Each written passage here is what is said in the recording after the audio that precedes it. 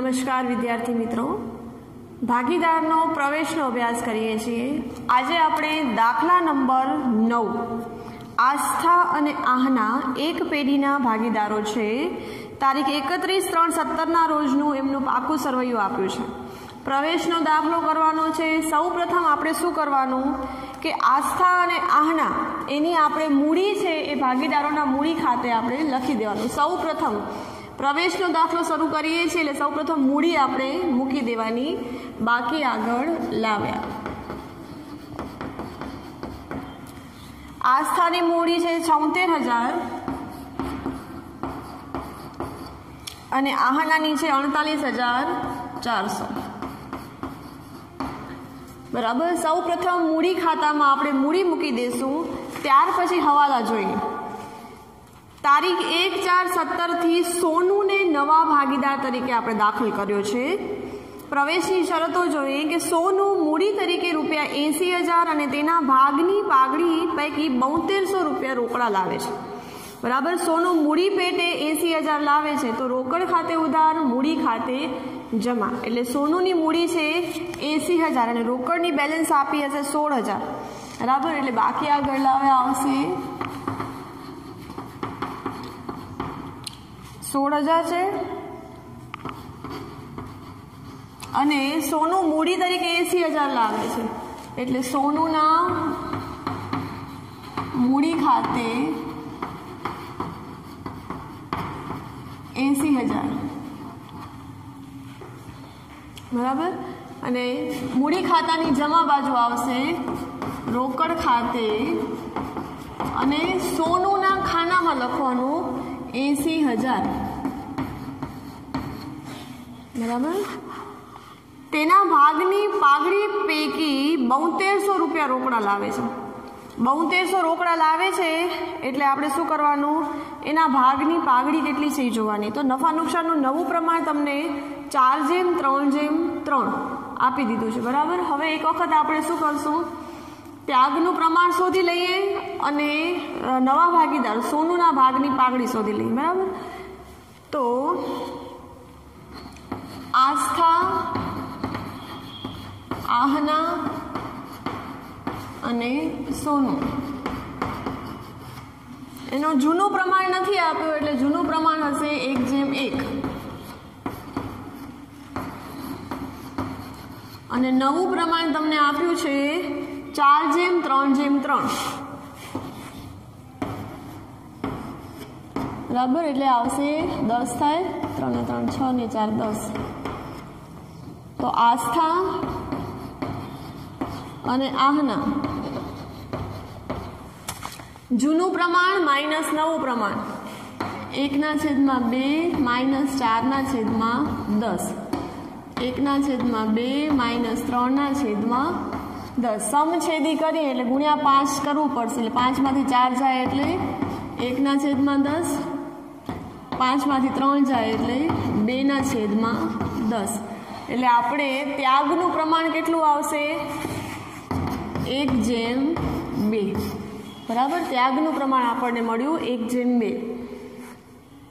હવે સોનુના ભાગ છે 3/10। પાઘડીનું મૂલ્યાંકન 40,000 કરવામાં આવ્યું। સોનુના ભાગની પાઘડી જોઈએ, સોનુના ભાગની પાઘડી તો પેઢીની પાઘડી હશે, પેઢીની પાઘડી 40,000 છે, બરાબર। તો 40,000 પેઢીની પાઘડી છે તો સોનુનો ભાગ છે 3/10, બરાબર। એટલે પેઢીની સોનુના ભાગની પાઘડી કેટલી થશે 12,000,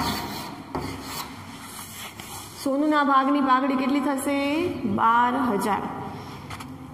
હવે પણ સોનુના ભાગની પાઘડી છે 12,000 અને રોકડા કેટલો લઈ આવે છે 7200, એનો મતલબ કે સોનું છે એ અંશતઃ રોકડમાં લઈ આવે છે। 7200 રોકડા લઈ આવશે અને બાકીના જે હશે એ શું કરે છે, એ રોકડા લઈ આવતો નથી, બરાબર। આપણે જોઈએ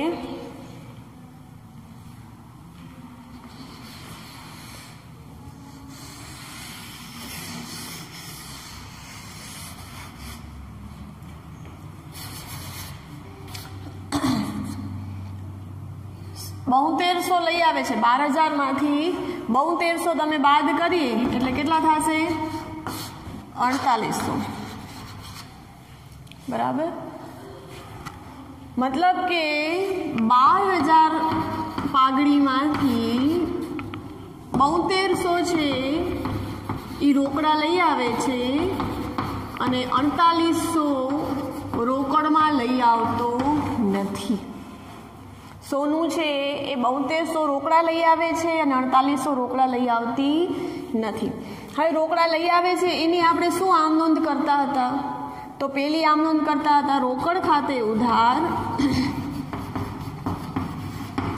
તે પાઘડીના પ્રીમિયમ ખાતે જમા 7200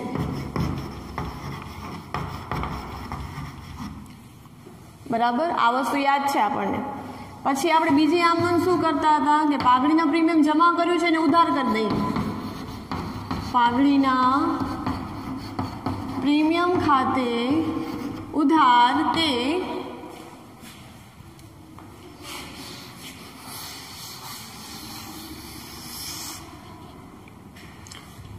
જૂના ભાગીદારો આસ્થા અને આહનાના મૂડી ખાતે આસ્થાના મૂડી ખાતે જમા તે આહનાના મૂડી ખાતે જમા 7200 છે તો હવે આપણે એને કયા પ્રમાણમાં ત્યાગના પ્રમાણમાં આપણે એને વેચી દેવાનો આસ્થા અને આહનાના ત્યાગના પ્રમાણમાં વેચવાનું ત્યાગનું પ્રમાણ છે 1:2 એટલે આસ્થાના મૂડી ખાતે આવશે 2400 અને આહનાના મૂડી ખાતે આવશે 4800 બરાબર આ બે આમ નોંધ આપણે શેની કરતા હતા કન્ડિશન નંબર જે હતી કે એ પાઘડી પેટે રોકડા લઈ આવે છે બરાબર હવે આની આપણે પહેલે અસર કરી દઈશું ત્યાર પછી જે રોકડમાં નથી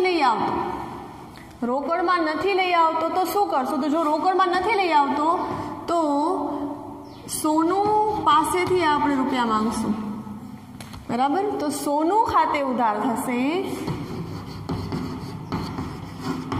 તે આસ્થાના મૂડી ખાતે તે આહનાના મૂડી ખાતે જમા કેટલા છે 4800 ફરીથી આપણે કયા પ્રમાણમાં 1:2 ના ત્યાગના પ્રમાણમાં વેચશું એટલે આવશે 1600 અને 3200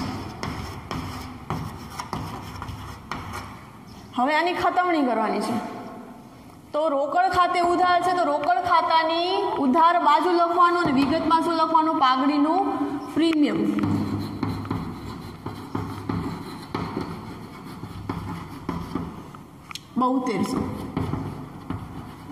સમજાય છે એટલે આની આપણે ખતમણી કરી દીધી હવે બીજી જોઈએ કે પાઘડીના પ્રીમિયમ ખાતે ઉધાર અને આસ્થા અને આહનાના મૂડી ખાતે જમા એટલે આસ્થા અને આહનાના મૂડી ખાતાની જમા બાજુ લખશું કેટલા લખવાના છે 2400 અને 4800 અને વિગતમાં શું આવશે પાઘડીનું પ્રીમિયમ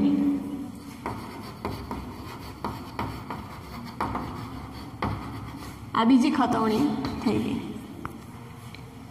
બરાબર ત્યાર પછી સોનું ખાતે ઉધાર તે આસ્થા અને આહના ખાતે જમા તો સોનું ખાતે ઉધાર એટલે સોનું ખાતે ઉધાર તો સોનુંનો ખાનામાં ઉધાર બાજુ લખવાનું બરાબર કેટલા છે 1600 અને 3200 અને વિગતમાં શું લખશું આસ્થા અને આહના આસ્થાના મૂડી ખાતે અને આહનાના મૂડી ખાતે જમા જગ્યાના અભાવે હું ટૂંકમાં લખું છું તમારે પૂરું લખવાનું આસ્થાના મૂડી ખાતે અને આહનાના મૂડી ખાતે હવે આસ્થા અને આહનાના મૂડી ખાતે જમા છે તો એ લોકોના જમા ખાનામાં લખશું 1600 અને 3200 બરાબર અને વિગતમાં શું લખવાનું સોનુના મૂડી ખાતે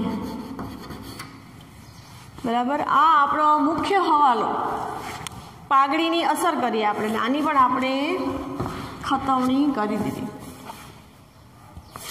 ફરીથી એક વખત જોઈએ કે 12000 સોનુના ભાગની પાઘડી હતી એમાં કહે છે શું કે 7200 રોકડા લઈ આવે છે, તો આપણને વિચારવું પડશે કે ભાઈ 12000માંથી 7200 રોકડા લઈ આવે છે તો 4800 છે એ રોકડા લઈ આવતી નથી.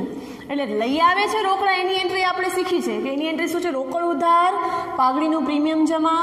પાઘડીનું પ્રીમિયમ ઉધાર તે જૂના ભાગીદારોને ત્યાગના પ્રમાણમાં આપણે જમા કરી દીધો. હવે જો નથી લઈ આવતી તો એના ઉપર આપણે માંગશું, એટલે ડાયરેક્ટ આપણે રોકડની બદલે શું લખવાનું, સોનું પાસે. રોકડ નથી આવતી તો કોની પાસે માંગશું, સોનું પાસે. સોનું ખાતે ઉધાર તે આસ્થા અને આહના જમા. બરાબર.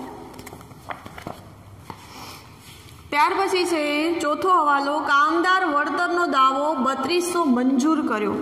હવે કામદાર વળતરનો દાવો શું છે, તો કામદાર છે એ આપણા ઉપર દાવો કરશે. હવે આપણે અમુક રકમ છે એ કામદારો કામ જે કરતા હશે એની સેફટી માટે રાખી હશે, એમાંથી જે દાવો મંજૂર થાય છે એ જોવાનું. તો તમારી પાકા સરવૈયાની અંદર 4800 રૂપિયા આપ્યા છે, બરાબર.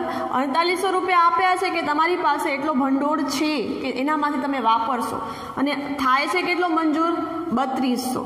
એટલે વધશે, જો વધે તો ભાગીદારો વચ્ચે વેચી દેવાનું, જો ખૂટે તો એને ફાયદો કે નુકસાન એવી રીતે પુનઃ મૂલ્યાંકન ખાતાની અંદર અસર આપવી પડે. ચલો હવે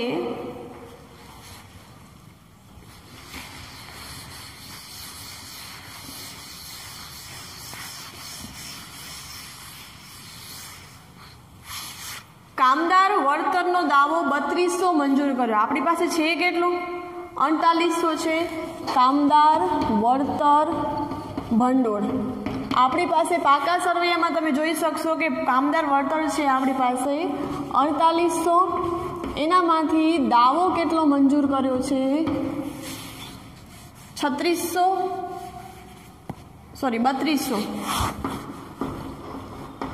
એટલે આપણી પાસે કેટલા બચશે,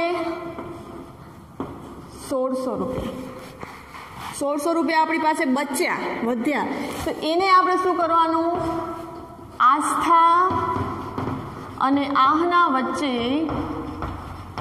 જૂના પ્રમાણમાં વેચી દેવાનું. 1600 ને 1:1 જૂનું પ્રમાણ છે એટલે 800, અને 800 કોને આપશું, આસ્થાને અને આહનાને આપી દેવાના. બરાબર. એટલે આપણે એને વેચીએ તો હંમેશા કારીગર વળતર ભંડોળ છે એની જમા બાકી હશે, એટલે મૂડી ખાતામાં જમાવાદ લખશું, કારીગર વળતર ભંડોળ. આસ્થા અને આહનાને વેચશું એટલે 800 અને 800 લખી દેવા. બરાબર. હવે જે દાવો મંજૂર કર્યો છે 3200, એને આપણે પાકા સરવૈયામાં મૂડી દેવા બાજુ લખશું, કામદાર વળતર ભંડોળ 3200.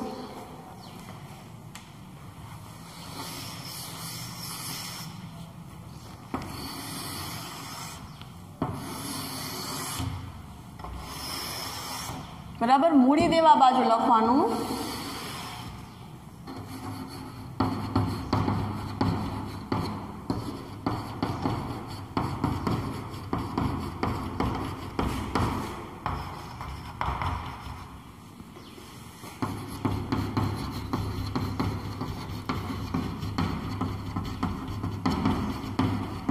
$3200.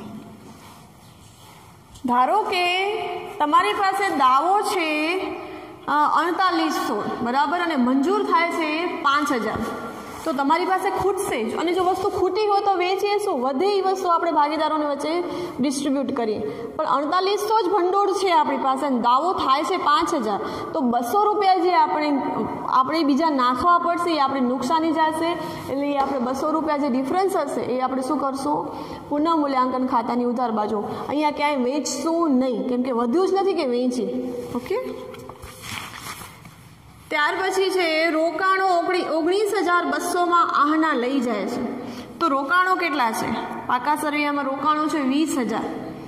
20000ના રોકાણો છે અને લઈ કેટલામાં જાય છે, 19200માં લઈ જાય છે. એની એન્ટ્રી પહેલાં આપણે કરી દઈએ. કોણ લઈ જાય છે, આહના લઈ જાય છે. તો આહનાના ખાનામાં 19200 આપણે પહેલાં લખી દઈએ રોકાણો ખાતે. બરાબર. લઈ ગયા એટલે પાકા સરવૈયામાંથી તો ઉડી જ ગયું. હવે રોકાણો છે 20000. રોકાણો 20000ના છે અને 19,000 ને 200 લઈ જાય છે એટલે નુકસાની કેટલી 800 નુકસાની 800 હવે તમારા પાસે ભંડોળ હશે રોકાણ વધઘટ ભંડોળ છે 1600 રૂપિયા એ તમે રોકાણ વધઘટ ભંડોળ શું છે કે રોકાણોની કિંમતમાં બજાર કિંમતમાં જ્યારે વધઘટ થાય તો એ વધઘટ ભંડોળમાંથી આપણે વાપરીએ તો તમારી પાસે આ નુકસાની છે હવે તમારી પાસે રોકાણ વધઘટ ભંડોળ કેટલું છે 1600 રૂપિયા છે તો 1600 માં તમે આ નુકસાની માંડી વાળવાની 800 રૂપિયા મેં માંડી વાળ્યા તો વધ્યા કેટલા 800 વધ્યા જો વધે છે તો ભાગીદારો વચ્ચે વેચો તો ફરીથી હું આસ્થા અને આહનાને વેચીશ 400 અને 400 બરાબર આસ્થા અને આહનાના મૂડી ખાતે 400 અને 400 રોકાણ વધઘટ ભંડોળ એની બે એન્ટ્રી કરી એક તો રોકાણો છે 19,200 આહનાના ખાનામાં લખ્યા અને રોકાણ વધઘટ ભંડોળની જે નુકસાની હતી એ નુકસાનીમાંથી જે બચ્યા ભંડોળમાંથી એ મેં શું કરે આસ્થા અને આહના વચ્ચે વેચ્યું પાકા સર્વેમાં ક્યાંય આવશે નહીં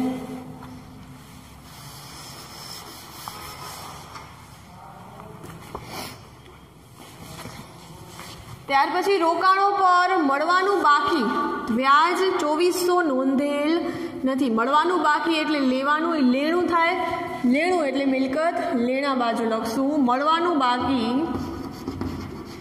રોકાણ પર વ્યાજ કેટલું છે 2400 મળવાનું બાકી રોકાણ ઉપર વ્યાજ આપણને મળે આપણી આવક છે બરાબર આવક છે એટલે આપણે ક્યાં લખશું પુનઃમૂલ્યાંકન જમા અગાઉ કીધું હતું કે પુનઃમૂલ્યાંકન જમામાં જે કંઈ પણ આપણો ફાયદો હશે એ લખશું અને પુનઃમૂલ્યાંકન ઉધારમાં આપણે શું લખશું કોઈ પણ નુકસાની હશે એ લખશું એટલે મળવાનું બાકી રોકાણ પર વ્યાજ 2400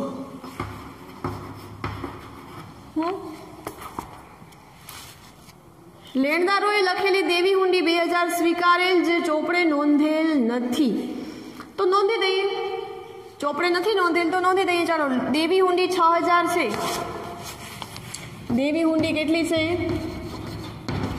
6000 છે 2000 નથી નોંધી વત્તા 2000 એટલે 12ની કોલમમાં શું લખશું 8000 નથી નોંધી દઈએ હવે લેણદારોએ લખેલી હતી બરાબર દેવી હુંડી હંમેશા લેણદારો જ લખે તો લેણદારોમાંથી શું કરી દેશો એટલા ઓછા થઈ જશે બરાબર એટલે લેણદારોમાંથી માઇનસ કરી દો પાકા સરવૈયામાં લેણદારો 12000 આપ્યા છે માઇનસ 2000 કરો એટલે 12ની કોલમમાં કેટલા આવશે 10000 જમીન મકાનની ચોપડી કિંમત તેની બજાર કિંમત કરતાં 20% ઓછી છે જમીન મકાનની ચોપડી કિંમત એની બજાર કિંમત કરતાં 20% ઓછી છે તો આપણે એવું ધારીએ કે ધારો કે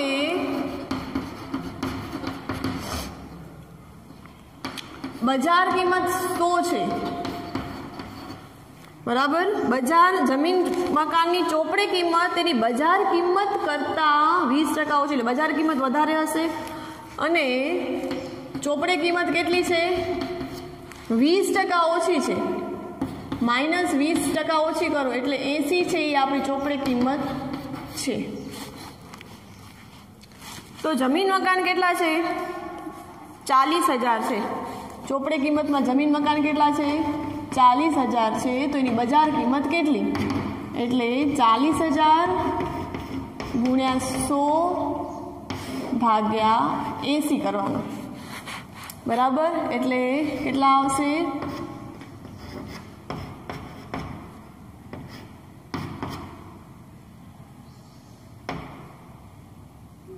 બરાબર એટલે આવશે 50000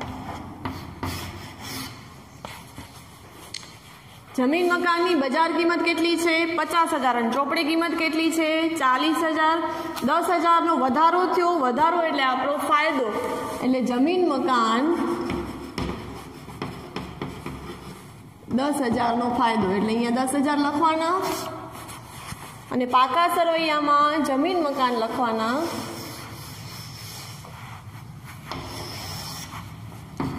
जमीन मकान 50,000 बराबर 40,000 वत्ता 10,000 चूकवेल वीमा प्रीमियम में 4800 रुपया आवता वर्षना छे એટલે અગાઉથી ચૂકવેલા છે એટલે આપણે લેવાના થાય અગાઉથી ચૂકવેલ વીમા પ્રીમિયમ એ આપણું એક જાતનું મિલકત કહેવાય બરાબર કોઈ પણ અગાઉથી ચૂકવેલ ખર્ચ હશે એ મિલકત લેવામાં આવશે અગાઉથી ચૂકવેલ વીમા પ્રીમિયમ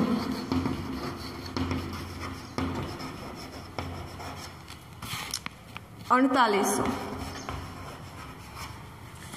અગાઉથી ચૂકવી દઈએ છીએ તો એ આપણા માટે ફાયદો છે એટલે એ પણ આવશે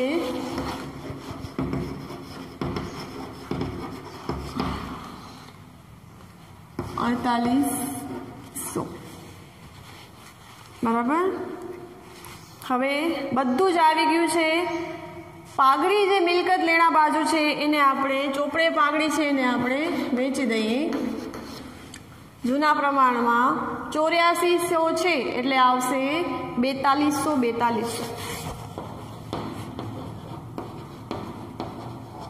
બરાબર ત્યાર પછી જમીન મકાન આવી ગયા યંત્રો 32,000 સોરી યંત્રો 32,000 રોકાણો આવી ગયું દેવાદારો 25,200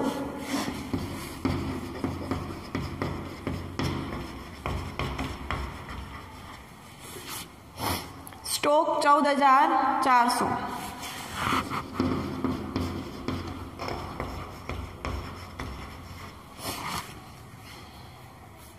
रोकड़नी आवी गई जाहेरात झुंबेश खर्च जाहेरात झुंबेश खर्च और नफा नुकसान खर्चनु खातु ए पण एक आपणे मूडी खातामां वेची देवो पड़शे उधार बाकी छे એટલે उधार बाजू वेचवानुं जाहेरात झुंबेश खर्च मात्र ने मात्र जूना भागीदारों ने जूना प्रमाण में बराबर अनामतनी वहेंचणी छे आ तो आ पण आपणे वेचवानुं 3200 छे એટલે 1600 અને 1600 जूનું प्रमाण આપણું 1:1 છે એટલે नफा नुकसान खातु 4000 नफा नुकसान खातु छे 4000 छे એટલે 2000 અને 2000 बराबर मूडी खाता मूडी देवा बाजू मूडी खाता आवी गया छे कामदार वळतर भंडोळ रोकाण વધઘટ भंडोळ प्रोविडंट फंड छे 6400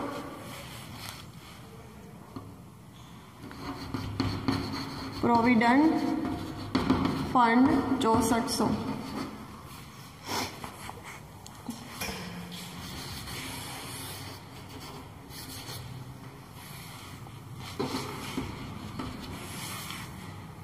गालखाद अनामत 8000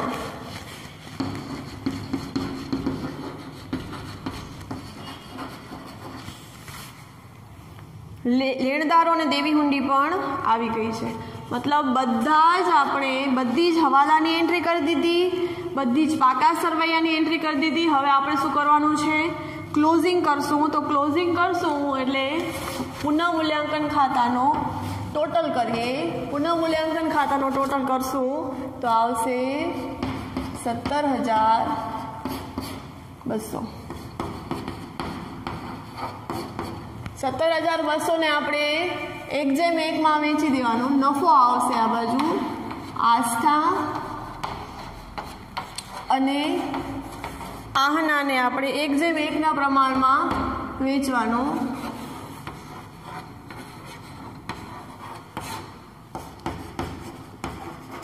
बराबर अने एने आपणे उधार बाजू लख्या हशे जमा बाजू लखवानुं पुनः मूल्यांकन खातानो नफो 8,600 8,600 हवे मूडी खाताने क्लोज करिए मूडी खातामां आस्थानो सरवाळो करवानो 89,800 आवशे 66,200 आवशे અને 75 80,000 આવશે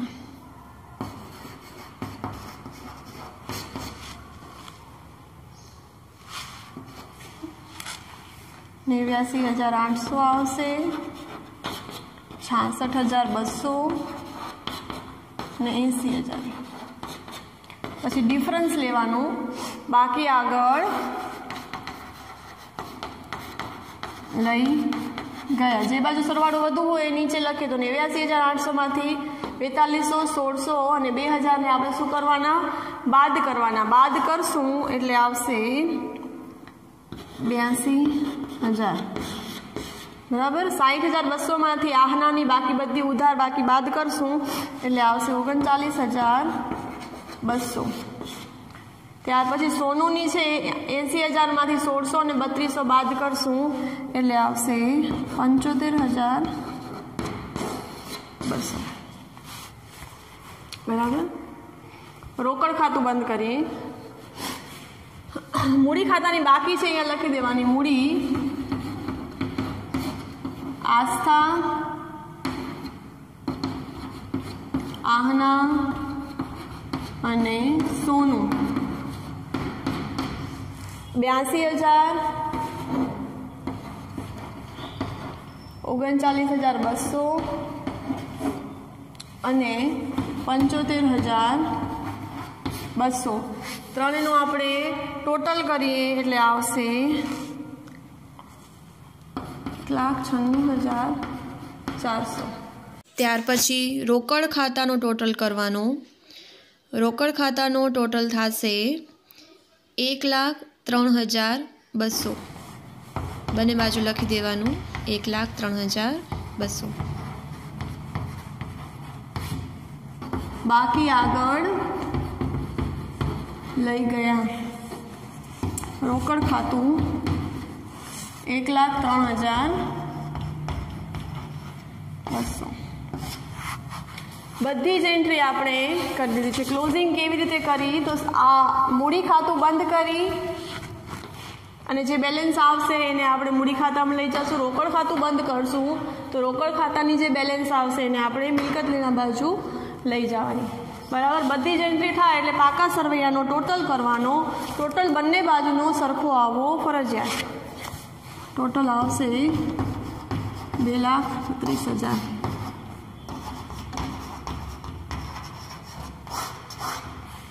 બરાબર. આ આપણો દાખલો પૂરો. આભાર.